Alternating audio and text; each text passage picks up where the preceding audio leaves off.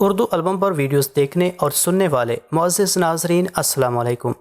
اس video میں آپ کو بتائیں گے کہ جب سلطنت نوریہ ٹکڑوں میں بٹ رہی تھی، جو کہ صلاح الدین ایوبی رحمۃ اللہ علیہ کو کسی قیمت پر گوارا نہ تھا، تو آپ نے دمشق پر قبضہ کرنے کے لیے اتنا اصرار کیا کہ اپنی بیوی کو قسم توڑنے پر مجبور کر دیا۔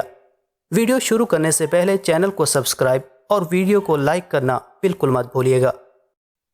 ادھر سلطان نور الدین محمود زنگی رحمۃ اللہ علیہ کی سلطنت چھوٹے چھوٹے ٹکڑوں میں تقسیم ہو رہی تھی، اور ادھر صلاح الدین ایوبی رحمۃ اللہ علیہ نے شام کو صلیبیوں کی ترازدستی سے بچانے کے لیے بانیاس پر قبضہ کر لیا تھا۔ عیسائی سالار گرانٹ اور غدار شمس الدین ابن مقدم نے فرار ہو کر شاہ یروشلم اموری کے پاس پناہ حاصل کی تھی۔ اسکندریہ کے بعد یہ دوسری بڑی شکست تھی جس نے اموری کے ہوش و حواس اڑا دیے تھے۔ صلیبی فرما روا نے اسی میں عافیت جانی کہ وہ فی الوقت صلاح الدین ایوبی رحمۃ اللہ علیہ سے عارضی طور پر صلح کر لے، اور پھر کسی مناسب موقع پر صلح نامہ چاک کر کے والی مصر سے اس شکست کا انتقام لے۔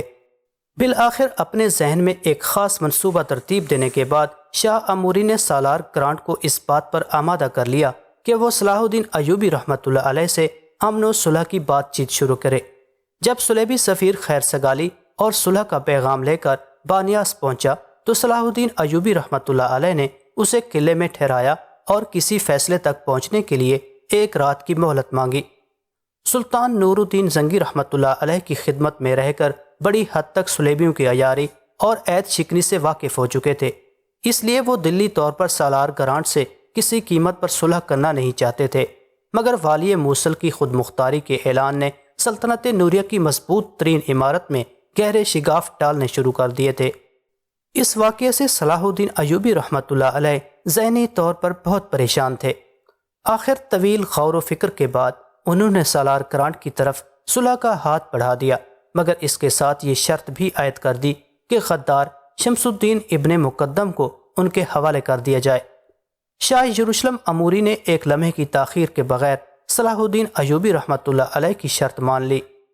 پھر جب شمس الدین ابن مقدم کو زنجیریں پہنا کر یروشلم کے محل سے بانیاس کی طرف لے جایا جانے لگا تو وہ دھاڑے مار مار کر رونے لگا، اور اس نے شاہ یروشلم کے آگے ہاتھ جوڑتے ہوئے کہا، مقدس شہنشاہ، میں تو آپ کا سیاسی حلیف ہوں، مجھے آپ اس طرح تنہا نہ چھوڑیں۔ شاہ اموری نے مسکراتے ہوئے کہا، سیاست میں کوئی مستقل حلیف اور حریف نہیں ہوتا، آج کا دشمن کل کا دوست بھی ہو سکتا ہے۔ شاہ یروشلم کے ایک جملے نے صلیبیوں کی عیارانہ فطرت کی عکاسی کر دی تھی۔ شمس الدین ابن مقدم جانتا تھا کہ صلاح الدین ایوبی رحمۃ اللہ علیہ اسے کبھی معاف نہیں کریں گے۔ موت کو اس قدر نزدیک پا کر اس نے شاہ یروشلم اموری کے پیروں پر سر رکھ دیا اور انتہائی خداگرانہ لہجے میں کہنے لگا، اگر مقدس شہنشاہ مجھے پناہ دے دیں تو میں اپنا مذہب ترک کر کے عیسائیت اختیار کرنے کے لیے تیار ہوں۔ شمس الدین ابن مقدم کی التجا سن کر شاہ یروشلم اموری بہت زور سے ہنسا، اور اس نے ابن مقدم کے سر کو ٹھوکر لگاتے ہوئے کہا، دنیا کے احمق ترین انسان، تیری بات پر کون اعتبار کرے گا؟ جب تو اپنے مذہب کے ساتھ وفادار نہیں ہو سکتا تو پھر عیسائیت تجھے کیسے قبول کر لے گی؟ اگر کل تیری زندگی کو نیا خطرہ لاحق ہوا تو پھر عیسائیت کو چھوڑ کر تو یہودی بن جائے گا۔ شاہ یروشلم اموری شمس الدین ابن مقدم کے ساتھ انتہائی ذلت آمیز اور صفاقانہ سلوک کر رہا تھا، مگر اس کی بے حیائی کا یہ عالم تھا کہ وہ زندگی کی بھیک مانگے جا رہا تھا۔ اس کی یہ حالت دیکھ کر شاہ یروشلم اموری نے ایک اور سنگین مذاق کرتے ہوئے کہا، چلو ہم لوگ تمہیں عیسائیت تسلیم کر لیتے ہیں، مگر عیسائیت کے اپنے بھی تو کچھ تقاضے ہوتے ہیں، وہ تجھ سے زبانی دعوے نہیں، عملی ثبوت فراہم کرنے کا مطالبہ کرتی ہے۔ شاہ یروشلم کی بات سن کر ابن مقدم کے زرد چہرے پر امید کی ہلکی سی سرخی دوڑ گئی۔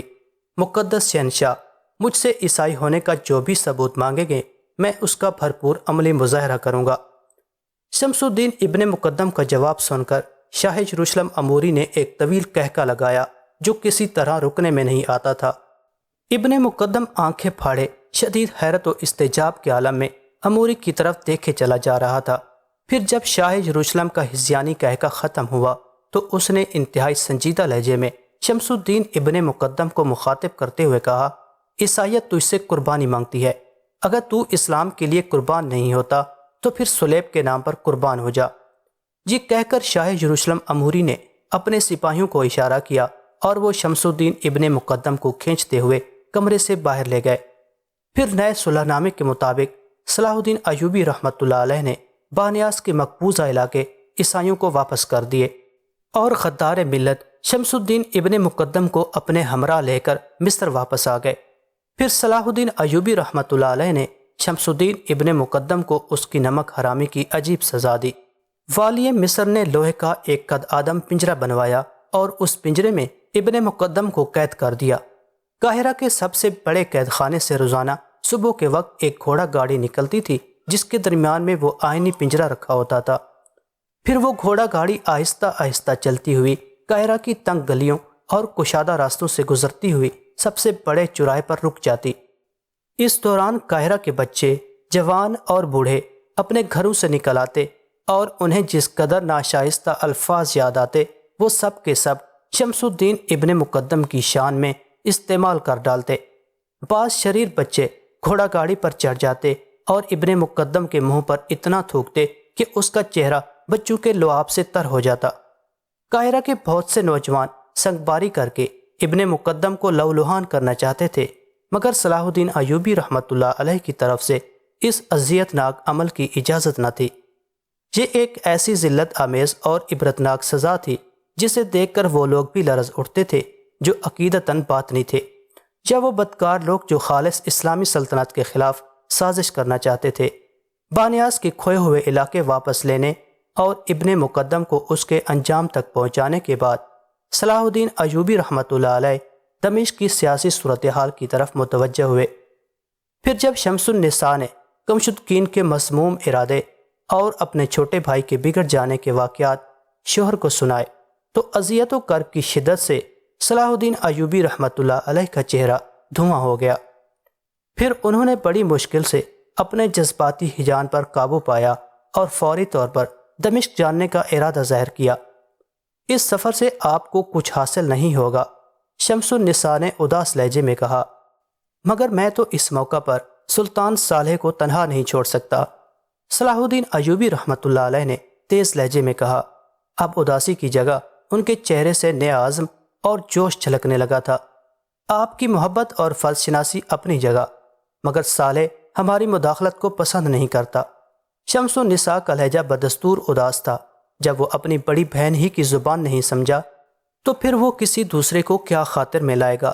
صلاح الدین ایوبی رحمۃ اللہ علیہ نے بہت دیر تک اپنی رفیقہ حیات کو قائل کرنے کی کوشش کی، مگر شمس النساء نے صاف صاف کہہ دیا، دمشق جانے میں آپ کی جان کو خطرہ لاحق ہے۔ بیوی کی بات سن کر صلاح الدین ایوبی رحمۃ اللہ علیہ مسکرانے لگے۔ ایک مجاہد کی اپنی جان ہی کب ہوتی ہے، وہ تو اپنی سانسیں اللہ کے ہاتھ فروخت کر چکا ہوتا ہے۔ اب اس کی موت میدان جنگ میں واقع ہو یا بستر علالت پر، میرے لیے کوئی صلیبی علاقہ یا دمشق دونوں برابر ہیں، دونوں برابر نہیں ہو سکتے۔ شمس النساء نے مؤدبانہ لہجے میں شوہر کی پیش کردہ دلیل کو مسترد کرتے ہوئے کہا، صلیبی ہمارے کھلے دشمن ہیں، ہمیں ان سے ہر وقت بدترین سلوک کی توقع رکھنی چاہیے، مگر وہ دشمن جو بظاہر دوستی کی کپاہ پہنے ہوئے ہیں، دونوں میں بہت فرق ہے۔ بہرحال میں اس فضا میں آپ کو دمشق جانے نہیں دوں گی۔ بیوی کا اصرار اور سیاسی صورتحال کا تقاضا، صلاح الدین ایوبی رحمۃ اللہ علیہ نے فی الحال دمشق جانے کا ارادہ ترک کر دیا تھا، مگر وہ اپنی جگہ خاموش نہیں بیٹھے۔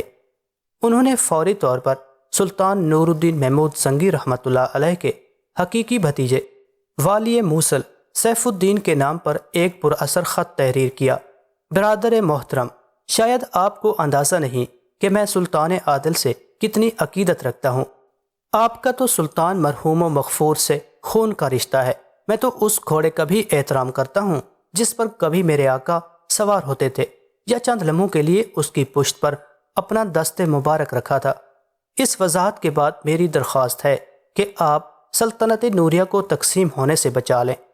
میں اس حقیقت سے باخبر ہوں کہ سلطان عادل نے اپنی خوشی سے آپ کو موصل کی حکومت عطا کی تھی، آپ کی میراث ہے۔ بالفرض سلطنت موصل آپ کی جاگیر نہ بھی ہوتی تو میں ہر حال میں اسے آپ ہی کا حق سمجھتا، کیونکہ یہ سلطان عادل کا فیصلہ تھا۔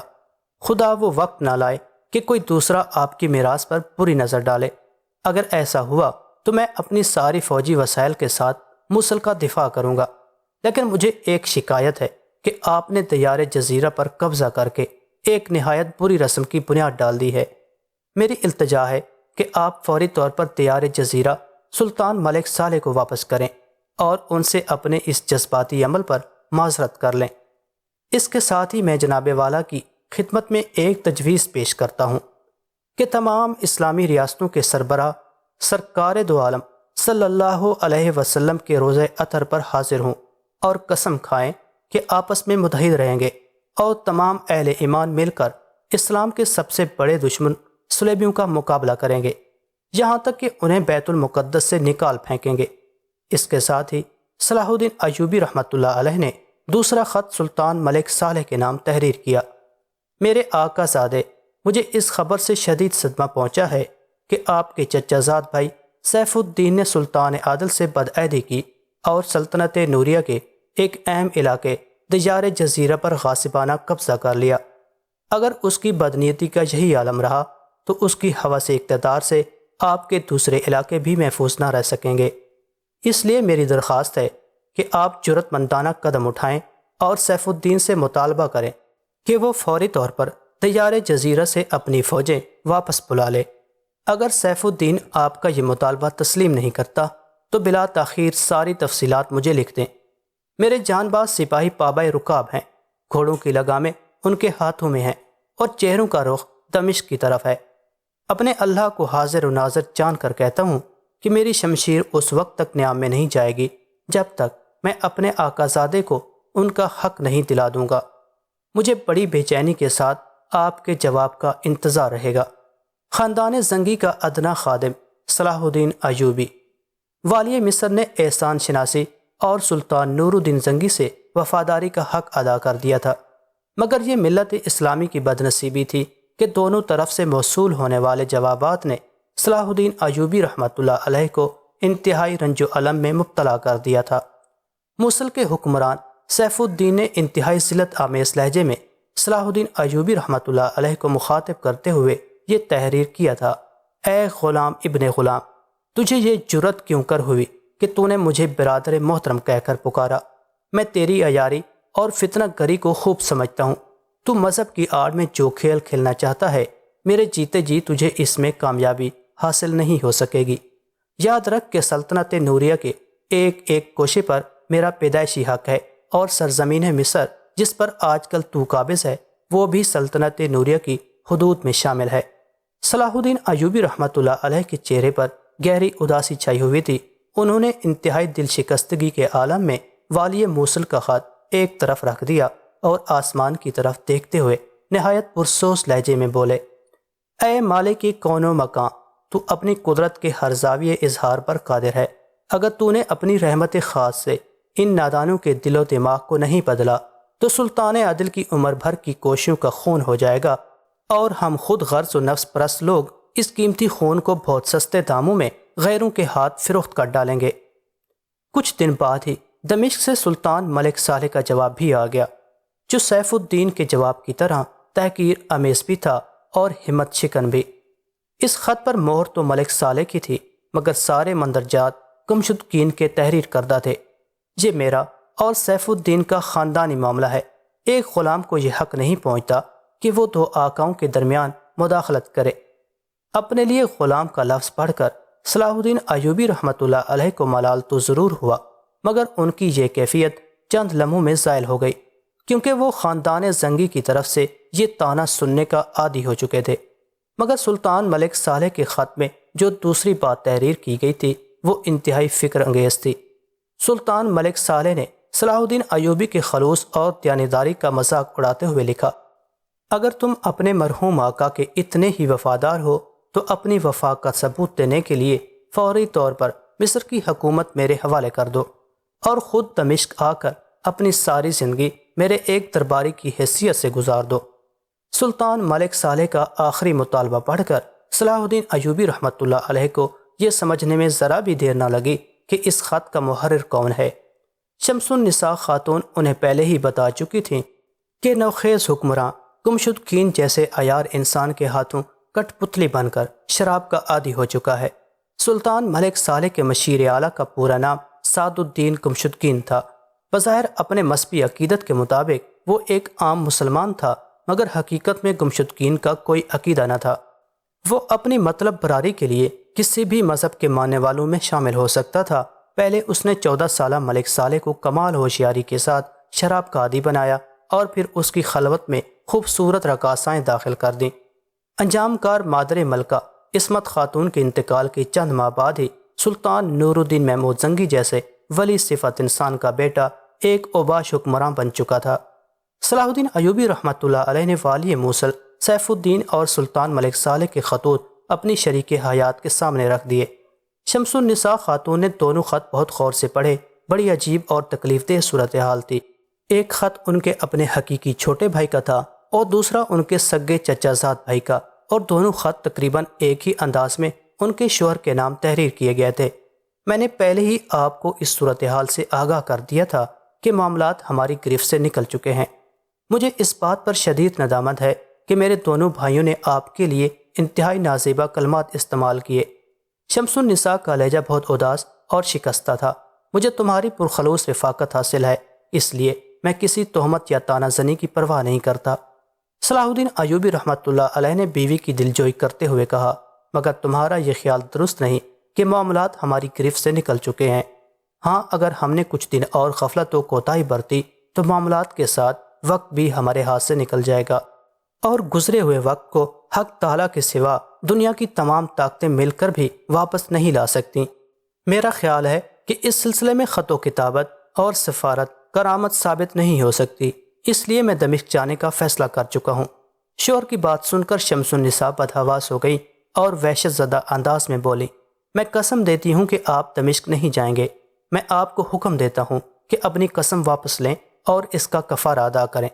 شادی کے بعد صلاح الدین ایوبی رحمۃ اللہ علیہ نے پہلی بار بیوی سے بات کرتے ہوئے اتنا سخت لہجہ اختیار کیا تھا، مجھے یہ قبول ہے کہ آپ بیوگی کا لباس پہن لیں، مگر یہ گوارا نہیں کہ سلطنت نوریہ کے ٹکڑے ٹکڑے ہو جائیں اور سفید فام درندے بے شمار مسلم دوشیزاؤں کو اپنی کنیزیں بنا لیں۔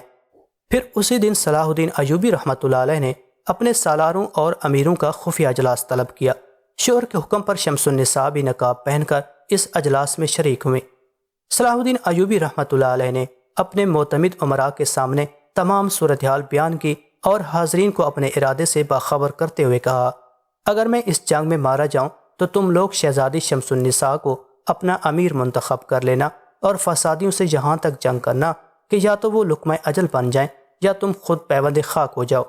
پھر دوسرے دن صلاح الدین ایوبی رحمۃ اللہ علیہ امام شرف الدین رحمۃ اللہ علیہ کی خدمت میں حاضر ہوئے، اور پھر ان کی دعاؤں کے سائے میں 1000 منتخب شہسوار اپنے ساتھ لے کر دمشق کی طرف روانہ ہوئے۔ اس سفر میں صلاح الدین ایوبی رحمۃ اللہ علیہ کا معتمد خاص امیر عزاء الدین بھی ان کے ہمراہ تھا۔ مکار گمشدگین نے سلطان ملک صالح سے خط تو تحریر کرا دیا تھا، مگر وہ صلاح الدین ایوبی رحمۃ اللہ علیہ سے ہر وقت خوفزدہ رہتا تھا کہ کب وہ کسی آفت ناگہانی کی طرح دمشق پر نازل ہو جائیں۔ اس لیے حفظ و متقدم کے طور پر سلطان ملک صالح کو لے کر حلب چلا گیا۔ یہاں گمشدگین کے ہم خیال فتنہ گروں کی تعداد بہت زیادہ تھی، اسی باعث وہ حلب کو اپنے لیے محفوظ ترین علاقہ سمجھتا تھا۔ صلاح الدین ایوبی رحمۃ اللہ علیہ برق رفتاری کے ساتھ آگے بڑھے اور دمشق پہنچ گئے۔ یہاں کے بیشتر باشندوں کے دل صلاح الدین ایوبی رحمۃ اللہ علیہ کے ساتھ تھے اور وہ انہیں سلطان عادل کا حقیقی جانشین سمجھتے تھے۔ نتیجتاً قلعہ دار نے صلاح الدین رحمۃ اللہ علیہ کا پرجوش استقبال کیا اور قلعے کا دروازہ کھول دیا۔ صلاح الدین ایوبی رحمۃ اللہ علیہ کے لیے یہ ایک مبارک علامت تھی کہ انہوں نے کسی مسلمان کے خون کا ایک قطرہ بہائے بغیر دمشق پر قبضہ کر لیا تھا۔ دمشق کا انتظام سنبھالتے ہی صلاح الدین ایوبی رحمۃ اللہ علیہ نے چھوٹے بھائی ملک عادل کو بھی اپنے پاس بلا لیا۔ اس کے ساتھ ہی اپنی بیوی شمس النساء کے نام ایک طویل خط بھی تحریر کیا۔ بفضل حق تعالیٰ میری مہم کا پہلا مرحلہ بہت سکون اور سلامتی کے ساتھ طے پا گیا۔ اہل دمشق نے پوری سچائی اور خوش دلی کے ساتھ میری آواز پر لبیک کہا۔ خدا کرے کہ باقی لوگ بھی میرے جذبات کی آواز سمجھ لیں اور سیاست کے سمندر میں کوئی طوفان بلاخیز اٹھنے سے پہلے ہی دم توڑ دے۔ میں اس وقت کے تصور سے ہی لرزاں رہتا ہوں کہ جب ایک محاذ جنگ پر دونوں طرف مسلمان صفے آ رہا ہوں۔ بہرحال یہ میری خواہش اور دعا ہے، ورنہ آج سے پہلے بھی اہل ایمان کے درمیان بڑے خوفناک تصادم ہوئے ہیں۔ جس کے نتیجے میں ملت اسلامیہ کو شدید نقصان پہنچا ہے۔ اس لیے تمہیں بھی کسی غیر متوقع صورتحال کے لیے تیار رہنا چاہیے اور کبھی کبھی امام شرف الدین رحمۃ اللہ علیہ کی خدمت میں حاضر ہو کر میرے لیے دعاؤں کی درخواست کرتی رہا کرو۔